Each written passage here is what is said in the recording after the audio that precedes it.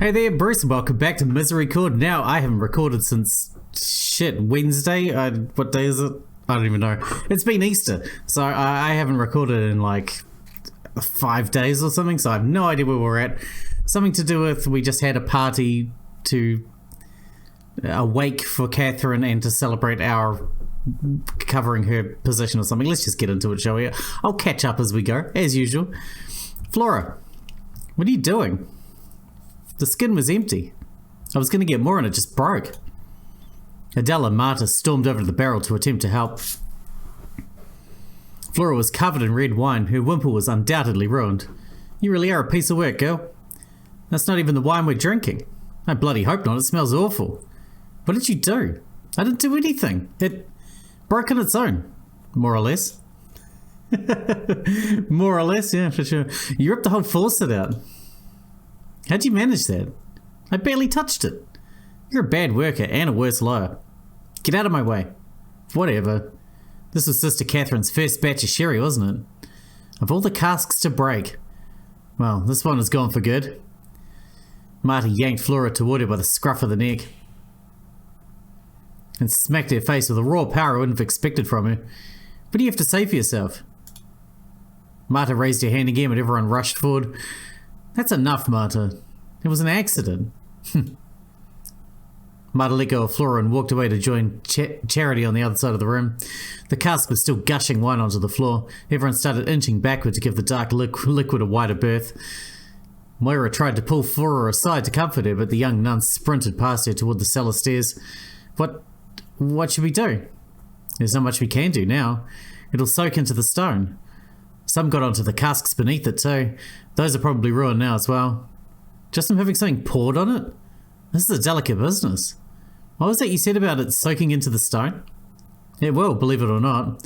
Although a mop would not go amiss. No, let it. What? What are you talking about? This is Catherine's sherry, right? The wine she worked on when she tried her hand at winemaking. We should let the Abbey have it. You mean Catherine made this? If there's a piece of her soul or spirit or essence, I don't know, then the Abbey should drink it. All of it. She could be part of the Abbey forever. Not just stuck in some barrels. Eustace, that's a beautiful idea. I've never known you to speak with such poetry. I have my moments. I agree. What a beautiful way to honour her memory. It is certainly unique, but fitting, I suppose. When you say all of it, Sister Eustace, all of it. Anything Catherine made. The mood had soured somewhat when Flora had broken the cask, but a new buzz of activity was starting. Should we just pop the rest open? Let's smash them. That's more like it. A cheer went around the room. Should I go get an axe from the workshop? Wouldn't Marta freak out? Good idea. No, I have a better idea, Eustace. Why not use Catherine's sword? Oh, wasn't it dangerous? Absolutely.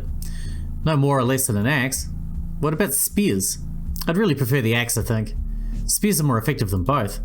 I'll get Catherine's sword if it'll spare us a lecture on troop tactics. Everyone except Catherine whooped and clapped. Is that not rather ghoulish? She was killed with it. The mood soured instantly. Oh. You know, I think that's exactly why we should use it.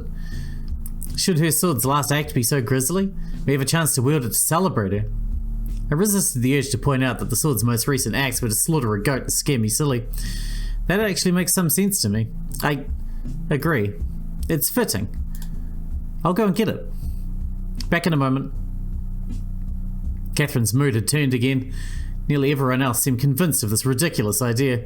However, I think we'll be getting on. It was a lovely night, but I'm too old for all of this. We need our beauty sleep, don't we, Marta? Waste a good wine. I'm sure we don't actually need to do this. Do what you like. Good night, everyone. They left. Margaret was huddled in conversation with Catherine again. They both looked quite serious, but Margaret was strumming a tune idly to cover whatever they were conversing about. Finally, Eustace emerged from the shadows once more. She carried that terrible blade with her. When the nuns invested in her cask-breaking plan started cheering, she held it aloft. Even Catherine joined in. Her dark mood had once again evaporated. She turned back into the Catherine I was used to seeing. Right. Who wants to go first? Let me take a swing. Should be Hedwig. Of course, that's a much better idea. Very fitting. Oh, no, I couldn't. Go on, Hedwig. Eustace approached me and held the sword out as if it were the most natural thing in the world. The pommel toward me, the blade resting at her side, balanced flat on her palm. Now, be very careful. Grasp it firmly with both hands. Everyone was looking at me expectantly. I don't know. Hedwig. Yeah, okay. Everyone's gonna like peer pressure us into it. Everyone began chanting in unison, even Eustace. There was nothing else for it. Time to buckle to peer pressure. That's how we do. I took the sword in my hands and everyone cheered. How does it feel? It's much lighter than it looks. I saw my reflection in the blade. It was an odd sensation. I suddenly felt very powerful. I turned the blade over with a quick little flip. It felt so natural. I hadn't even held the sword for a minute and I'd already felt as if I were equipped to take on the world. I was surprised to discover there was an engraving in Hebrew on the side of the blade near the crossguard. How odd, I thought. While I recognised the script, I could not read it. I didn't have long to muse over it, however. Step over here, careful now, to this cask, Sister Hedwig. Everyone else should stand back. Now lift it up. I was not really listening. I knew what to do. With a speed that evidently surprised Adela, I swung the blade down onto the top of the barrel in front of me. Not bad, but you must swing more confidently. Try. But I was already swinging the blade down again. The barrel gave way and red sherry came bursting forth. Everyone cheered. The wine was all over my wimple and frock, but there was nothing I could do about that. I gave the broken barrel a few more gleeful hacks before Adela stayed my arm, laughing. Give someone else a turn. Who wants to go next, huh? There's just enough casks for all of us to do one, I think. That's a fuck ton of wine, then. Everyone clamoured around. Adela held her hand out to me expectantly. The sword? Hedwig? Oh, yes, of course. I handed the sword back to her gingerly. I didn't want to let go. The crackling energy didn't subside, thankfully. Adela took her turn next. She began her assault on the cask in front of her with a violent thrust into the dead centre of the lid, as if she were attempting to pierce a wooden shield. The tip of the blade wedged itself between two planks and she pressed forward with a slight twist. The entire lid buckled and split apart immediately. Adela was covered head to toe by the red sherry. She giggled, held the sword aloft, the similar way the Eustace had, and gave a mighty war cry. That's how it's done. The sisters present all clapped except for the expert swordswoman, and she gave a little bow and held the sword out for the next contestant. Catherine stepped forward. The end of her cloak drifted atop a flood of wine that was spreading rapidly outward from our position. I suppose tomorrow will be laundry day. We might need to get a few new frocks. It's worth it. One by one, the rest of the sisters attacked their designated wine casks. Catherine opened with a horizontal swing that the rest of us instinctively ducked. She apologised and instead popped her cask with a wicked diagonal strike that crushed the angle where the lid and rim met. She hacked away at this opening until the lid splintered apart completely. Moira's turn took a moment to get going. Whereas I'd been surprised how light the sword felt, she clearly found it rather heavy. It was somewhat comical when she took the sword from Catherine and nearly fell over when the taller woman let go. She chopped away at the top of the barrel as if she was splitting firewood. It took some doing, but she got there eventually, and we all clapped and cheered as she gave us a slightly embarrassed bow. Eustace dispatched her cask with a shocking efficiency, however.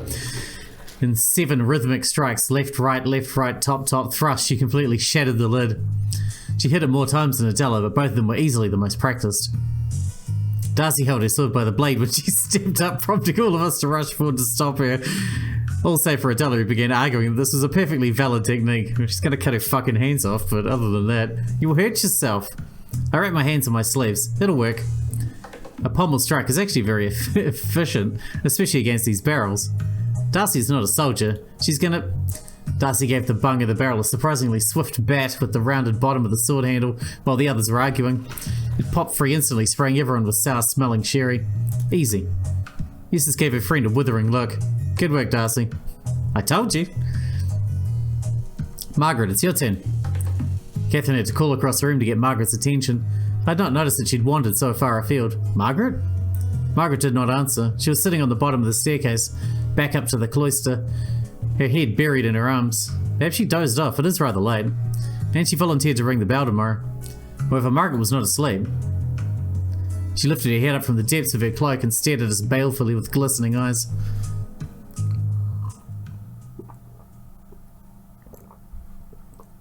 You wasted all that good wine, you sons of bitches.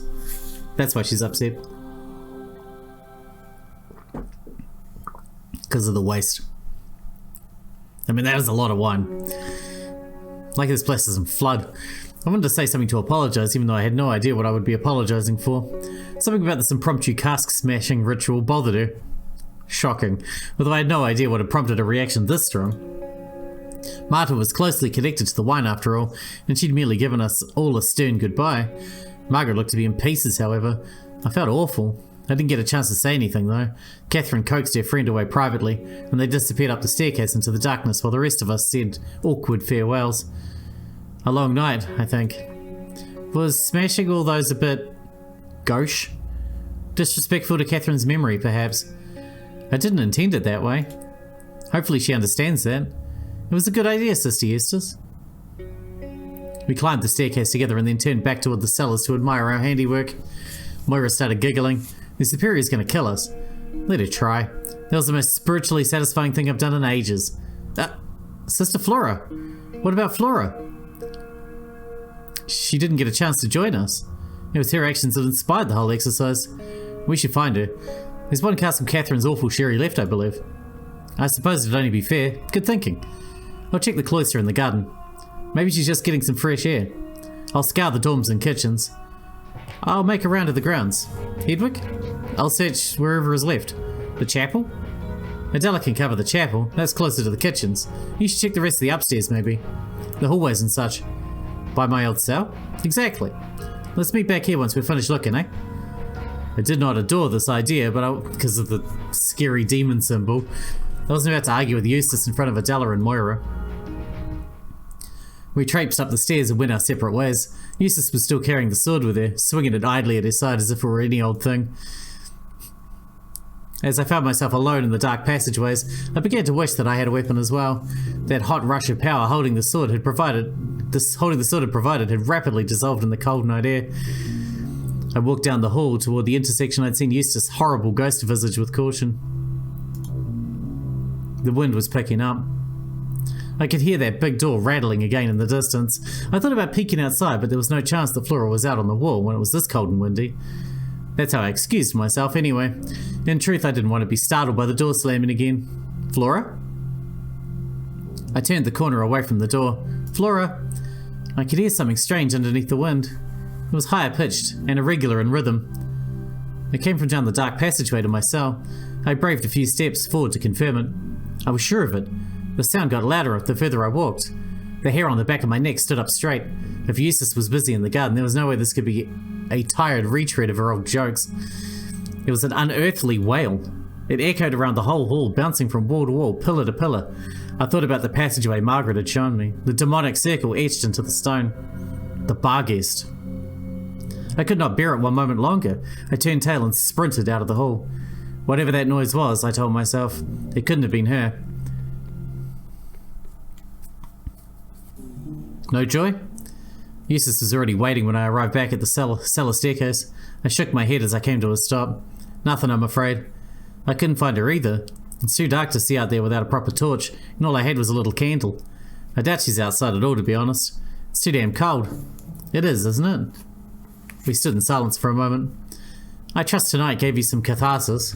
Oh, very much so. Good. I think we can all call that the end of it. She looked down the stairs into the darkness. Goodbye, Catherine. I didn't know what to say. She'd pivoted from slightly threatening to slightly forlorn so quickly I had no recourse. I think breaking the casks was a very sweet idea. Do you? That's good.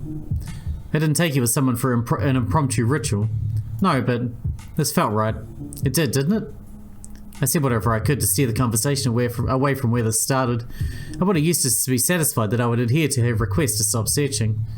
I did not want to have to lie about it out loud again. Adele arrived next. She was alone as well. I could not find her. Me either. Moira was just behind Adele, jogging back to our meeting spot. Oh well, we tried. That's likely good enough. Agreed. I would have felt bad if we did not at least make an effort. I do hope she's somewhere safe. This is a big abbey and she's a crafty young woman. I'm not worried. She is sulking.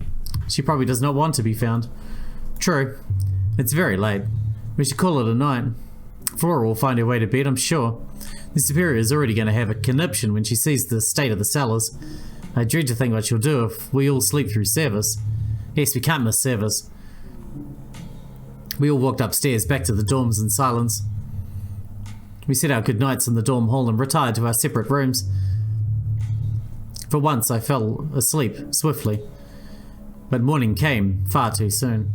I think sleeping at all made things worse for me, truth be told. Have you ever had that experience? I can stay awake for quite a long time if I have to. But if I fall asleep, I need a proper full night of rest. I groaned when I woke up. I don't know how long I even managed to sleep for. I got dressed and stuck my head out into the hallway and my heart sank. There was no activity in the hall and a few doors were ajar. I was late for service. I scurried down the stairs as quickly as I could. The rain clouds that had been looming last night had finally broken. I could see a dotted black line of nuns entering the chapel ahead of me. I thank God that I wasn't too late. As I made my way inside, I sensed that the mood was grim. I looked around at everyone. The sisters looked slightly haggard and paler than was usual. Nobody was speaking. I did not see Flora anywhere. My heart sank. Margaret was sitting near the front of the chapel, her head resting on her closed fists. She'd evidently gotten here first. I'm sorry, everyone. I volunteered to ring the bells this morning, but I forgot. She was staring straight ahead at something. Everyone looked so upset. I half expected to see a dead body lying on the altar as I got closer. However, Margaret was staring dead ahead at a crumpled pile of wooden wreckage sitting on the floor in front of her. The portative organ. Oh, Margaret. I was trying to fix it. It was this piece that Catherine and I would always take out for a laugh. I know you all know. And I thought to myself recently, this joke's wearing a bit thin. Maybe it's not the best time. I came back in here to pop the missing piece back in and crash. Nobody spoke. Are you going to tell her? God, no. If one of you wants to sell me out, feel free, but I'm not going to get myself in trouble. The gathered sisters awkwardly took their seats in the pews. We waited for a while, listening to the sound of the rain. I was trying to do something nice, and then it fell. I can't complain, I suppose. The door finally swung open again. I turned around to see the bishop holding it open for the superior. She glowered as she strode forward. Each of her footsteps echoed with a terrible and heavy thud against the chapel floor. After what felt like hours, she stopped in the middle of the room to address the woman sitting in the pews. Sister Flora is missing. If anyone would like to claim credit for hiding her away somewhere, I would ask that you speak up now.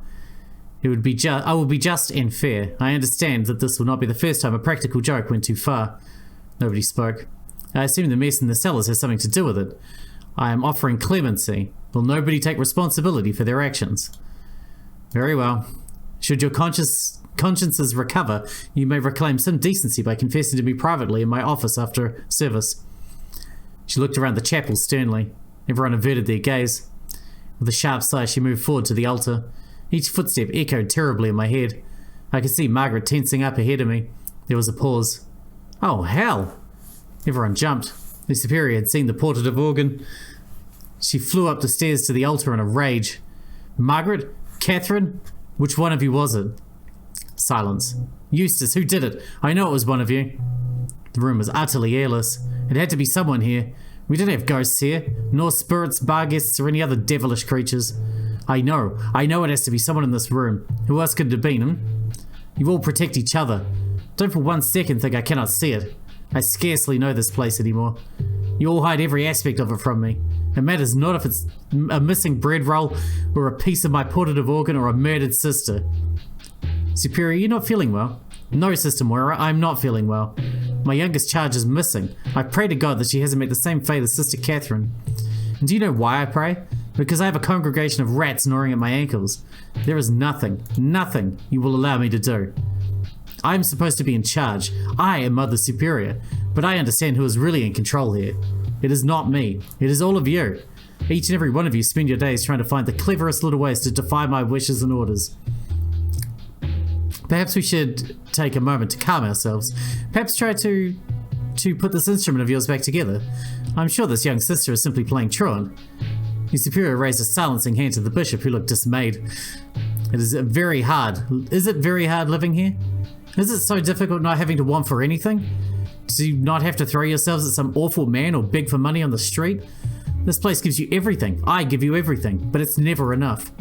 You all have the run of the place for almost every hour of every day, but the barest of responsibilities, the smallest courtesies are too great and ask for you. Oh no, you could not possibly spend 30 miserable minutes listening to some liturgical music. You undoubtedly all have pressing plans today. I'm certain they're important, drinking yourselves into a stupor in the Misericorde perhaps. Or are you all wanting to dance around Flora's body, trussed up like a maypole? I've turned a blind eye to all manner of vices in my tenure here. Do not pretend I am unaware. Manly, selfish sodomites, the lot of you. She loomed over the altar, breathing raggedly. Her eyes darted between all the women present, who squirmed uncomfortably and looked away. I just can't bear being treated this way any longer. Could any of you? How many of you could stand to live the way that you all conspire to make me live? I took a peek into the cellars this morning. Broken barrels, wine all over the floor. It stunk to high heaven. I could deal with that on its own. That wouldn't stop you all from having your fun. But where is Flora? What happened, Will no one come forward? Very well. She stepped down from the altar. The bishop made to follow her. He looked gravely concerned. The superior looked straight ahead as she strode defiantly out of the chapel. Service is concluded. Do whatever you like. Maybell. The bishop turned around as he reached the door. He shot an apologetic glance around the room and then bounded after the superiors as they swung shut. We were left in the dark. Sorry. I was a bit preoccupied last night. Where is Flora? An uneasy feeling was starting to build in the room. We don't know. We looked for her last night after everyone left the cellar. We thought she should have a turn smashing the barrels with us. Don't you dare blame me. I wouldn't dream of it. I don't like this. Me either. Of course you blame you. You're the one who hurt her. That's why she ran away. If she left of her own accord, Flora is responsible for her own choices. She may be the youngest of us, but she is 19 years of age. Flora would have a family by now, were she not here. Responsibilities. She ran off after Marta hit her. Don't you dare blame me for this. I wouldn't dream of it. Thank you for setting me straight, Eustace. I merely assumed, as I was not there. Are you really going to make this about your lack of invitation? As if you would have enjoyed it. That is not what we're discussing. No, but you thought you could sneak in a complaint or two because you're an annoying Quiet. Charity had stepped up to the altar. She looked rather commanding and deadly serious. Listen to yourselves. There's only one thing that should be on anyone's mind right now. Finding Flora? Finding Sister Flora. Eh? Her question was met with a unanimous mumble of acknowledgement. Last night it sounds like a few people poked around looking for her, but now all of us are here. No fighting now. We're all on the same side, aren't we? Let's split up and search this whole damn place for our Flora. At the very least, I want to be able to show the superior we can take care of our own. Eh? Another approving murmur. What was that passage Catherine liked to quote at times like this? Facta est autem... You know. I was taken aback. What on earth did Luke have to do with this? Nevertheless, I was impressed with the ease that Eustace recited the scripture. Domin esse duo... Everyone else murmured along with her. That is enough. Lovely. Off we go then. We all filed out of the church. There was an odd energy about, a sense of purpose. I was not entirely sure of what had just transpired. I was turning those words from Luke over and over in my head as we began spreading throughout the cloister. Why that passage? What do those words mean to these women? And what do they have to do with finding a missing girl? Can you tell me what they mean in English? I was baffled, but I was at least relieved to be free from the confines of the chapel. I decided to begin my search in the garden. Most of the others, it seemed, were headed toward the main building. I really did hope Flora was safe, but right now I just wanted to be alone. I'd had quite enough group discussion for one morning. Even in the rain, the flowers were quite lovely. They bounced up and down as raindrops hit them. There was a faint and pleasant rustling all throughout the grounds. I walked up and down the hedgerows. I was not sure what to expect. Would Flora jump out from behind a bush? Was I likely to find her sulking in a bed of carrots? I began to feel quite guilty. I wasn't helping. I was taking a relaxing stroll amongst the flowers. Meow? Campion emerged from underneath a thicket in front of me. Seemingly unbothered by the rain, it sat in my path and levelled a curious stare my way. Go on. Shoo. Meow. You catch cold in this weather. Do cats catch colds? The cat flicked its tail back and forth and stared at me. Isn't that Flora's cat though? It looked thoughtful. Felt like I was being sized up. I suppose I should thank you. You took the blame for the ink bottle after all. Yes, I was losing my grip on things a bit, wasn't I? Talking to a cat. What was I thinking? It seemed to understand me, however, because vermin share a secret language. I walked forward and rubbed itself against my ankles, disappearing under my robe for just a moment. Don't touch me. I hopped to the side. The little creature trotted back to where it had been sitting before, only this time it didn't look at me. It turned its gaze up into the air and began to make an unpleasant chittering sound. I tilted my head up to see what it was looking at. I half expected to see those mysterious pennants again, but there was nothing. Only rain clouds and passing birds. When I looked down, the cat was gone. I sighed and peered into the sky once more, just in case I'd missed something the little creature had seen. There was nothing amidst the clouds. However, out of the corner of my eye, I saw something on the parapet overlooking the garden. There it was again, looking straight at me, in the middle of day even. I bolted back the way I'd come, through the bushes and hedges. I hoped I could disappear in the flowers. When I stopped to catch my breath, I looked back at the building in the distance. It was gone. I was safe from whatever it was. For the time being, anyway. Enjoy the violets while you can. It'll snow soon. Oh, hello, Eustace. Has Flora been found? No. I just needed a break. I've been all around the grounds. Then I went to look at the library and it's been locked since last night. No way Flora could be in there, thankfully. I was half expecting to find her scribbling rude drawings on your chronicles. I'm not worried about that. I doubt anyone would want to tamper with my writing.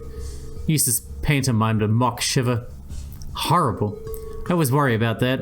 Hours of work undone. Right, well, a break could do a lot of good. Perhaps we'll think of somewhere else to look. We stood and admired the flowers together. I mean to ask you, how are you taking to chronicling? I can't help but notice that you still tend to finish quite early. Oh, it's been no problem.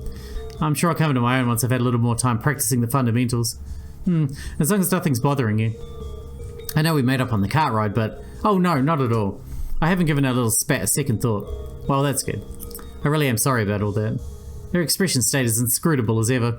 There's no need. Sister Eustace, I've been sad about something else.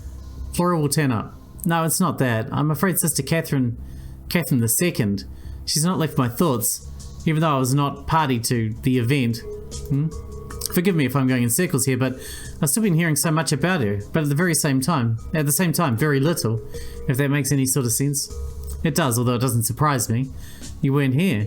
I mean, you were, but you weren't. You don't really understand what she meant to us. You should be glad of that. Keep it that way. Hedwig, you must be exceedingly careful. This isn't the first time you've cautioned me. What do you really mean? I don't think I need to say more. I'm afraid you must. Eustace gave me a piercing look for a few moments and then relented with a small sigh. Listen, I don't intend to be rude about it. You and I are very similar in some regards. Were you anchored at some point? No. But we both bristle easily at misunderstanding, don't we? I cannot disagree. Conversation is difficult. I understand. I can sense the questions you're dancing around while you're talking to me, hoping that I'll answer you without asking. I just don't want you to wander into a situation you can't handle with someone else here. I can't fault your curiosity, but you must understand that losing Catherine II was a shock in many ways for many people, for many reasons. Reasons that someone not deeply embedded in Limbo could never understand. And you're worried I'll upset someone? More or less. I'm only trying to help you. I keep finding you swinging sticks around wasps' nests. Do I come across that way? A little girl swinging a toy sword around? Yes. The Superior meant well, but she had too much faith in her own clever idea, I think. I was able to figure out what you're up to. Someone else might catch up. How can I not ask after Catherine? She's nowhere, but she's everywhere. She's been brought up to me several times without me asking. She's inescapable. Even if I wasn't charged to investigate her death, I would have heard about it, and I would have been curious. I would never even saw her body. I've no idea what she looks like, but nonetheless, everyone here has painted a picture of her in my mind.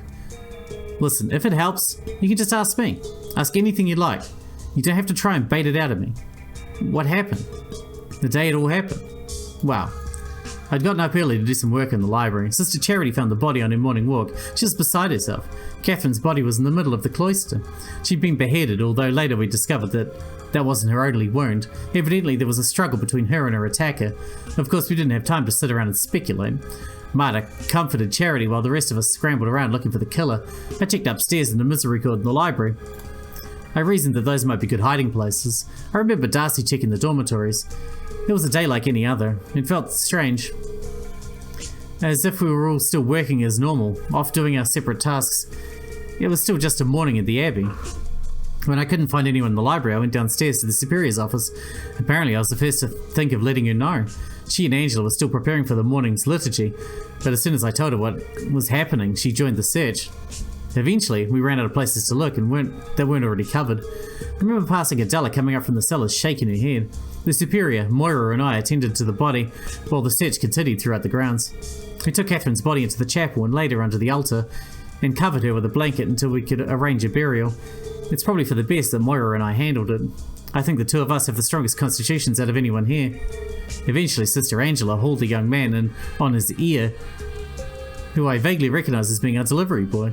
She said she found him hiding in the east grounds. I stressed that it was normal for him to be here in the mornings, and that the commotion could have just scared him. But then Darcy wandered in holding his travelling cloak. It was covered in blood. She said she'd seen it in his car, and that was that. The Superior and Moira dragged the fellow to the hospitalum, and here we are with a new chronicler. They took him straight to the hospitalum. Immediately. Everyone looked ready to tear him to pieces. You should have heard what some sisters were shouting as the Superior left. It doesn't seem right, although I suppose it was better to lock him away in a dungeon than leave him at everyone's mercy. I spoke to him, you know, in the hospitalum. I know he could be a simple liar, but he pleaded so earnestly. It felt strange. It doesn't feel right to keep him there. Why does the hospitalum have a dungeon? Eustace's eyes narrowed. She stepped toward me without warning, pushing me into a flower bush uncomfortably. Hedwig, listen to me very closely. I thought I made it clear, but apparently I'm not getting through. Be careful. She had me by the scruff of my robe, and even though she was slightly shorter than me, I felt terribly threatened. Why can't you trust me? I'm doing everything in my power to help you. Flora wasn't careful, and look where we are now. I don't want to see anyone else get hurt. I do not want to see you fall victim to your own meddling. Wait, she told us to ask her questions. We just asked her a question and she pushed us over and threatened us. I need you to stay out of this. I don't know what you're talking about. You used to say, stay. Out of it. Leave it alone. Her words seemed to echo around the garden for a few moments. Her demand even scared some of the birds away. Finally, she stepped off. She brushed off her robe, still looking at me intensely. You have to trust me. Whatever the Superior is putting you up to, you need to stop it. Please don't misunderstand me, Hedwig. I'm on your side. Do you believe James killed her? Hedwig, do you believe it? No. Then surely you understand I can sympathize, but you need to let it go. Are you trying to find the truth as well? Maybe we can work together. The most helpful thing you can do right now is nothing at all. So you're just going to let him take the blame? You'd let Catherine die in vain? You're treading on dangerous ground. Do you think me uncaring? Do you think this is easy? I think Catherine would have wanted justice to be done. You don't know a fucking thing about Sister Catherine. Not a thing. So don't pretend you know anything about what she would have wanted, or whatever justice for her would look like. I know plenty. I know she was good at chess, I know she was a sharp reader, and I know she had a keen sense of what is and isn't fair. I heard about her letters from France, and her thoughts on money. I know she fancied herself a warrior and tried to teach you all how to fight. I know she wanted everyone to try new things and think about what they could do with their time on God's earth, and I know she liked plays. All of that is correct.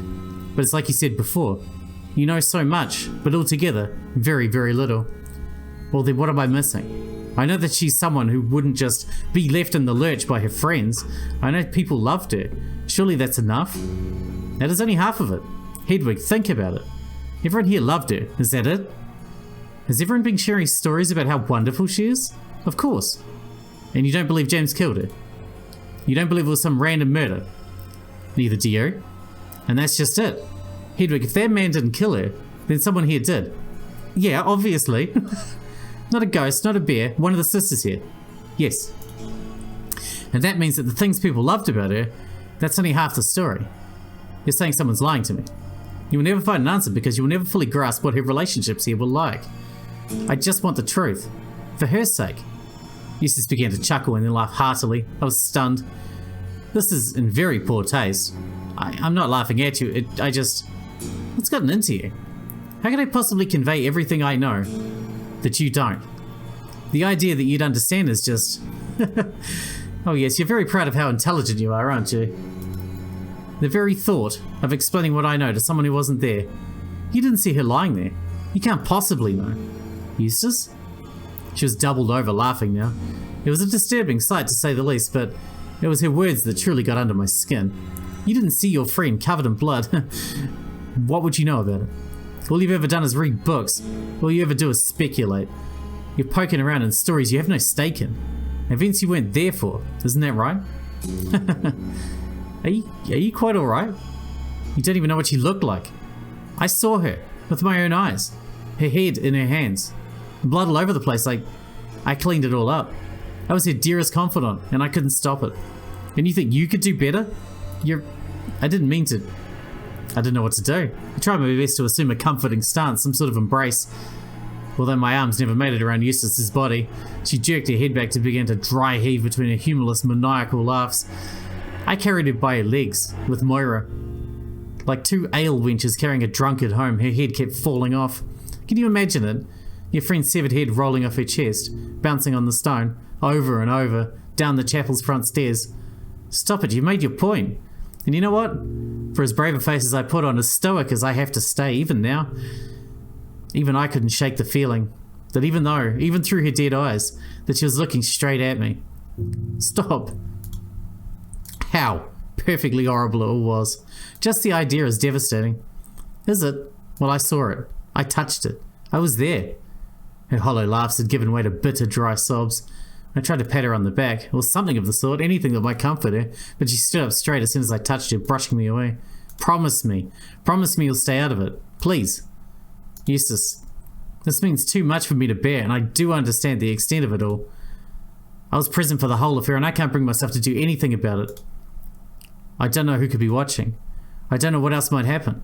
Maybe that's why I can help. Why I should help. Eustace shook her head. No, there's nothing you can do. Nothing. You don't know how much progress I've already made. It can't be much if you're still standing here. What's that supposed to mean?